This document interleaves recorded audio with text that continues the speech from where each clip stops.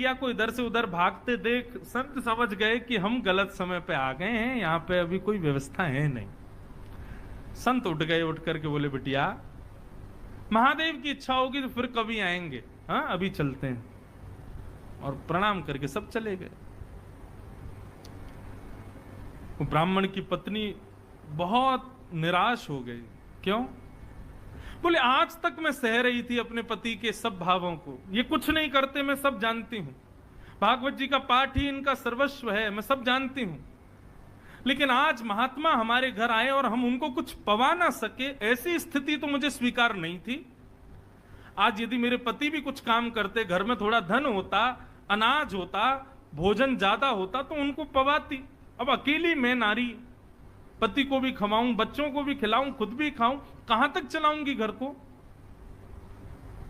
पूरे दिन बस भागवत जी पढ़ते रहते हैं, कुछ करते धरते हैं नहीं।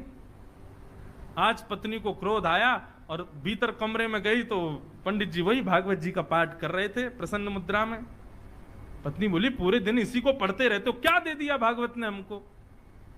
अरे कुछ नहीं दिया तब भी स्वीकार था, लेकिन आज संत भूखे चले गए हमारे घर से और तब भी आप इस भागवत को लेकर के बैठे हैं।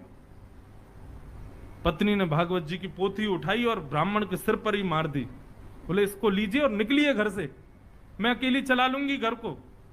यही भागवत तुम्हारा सर्वस्व है तो इनके साथ अकेले कहीं और रहो, यहां लौट करके मत आना जब तक मन में भाव ना आ जाए कि मुझे कुछ करना है।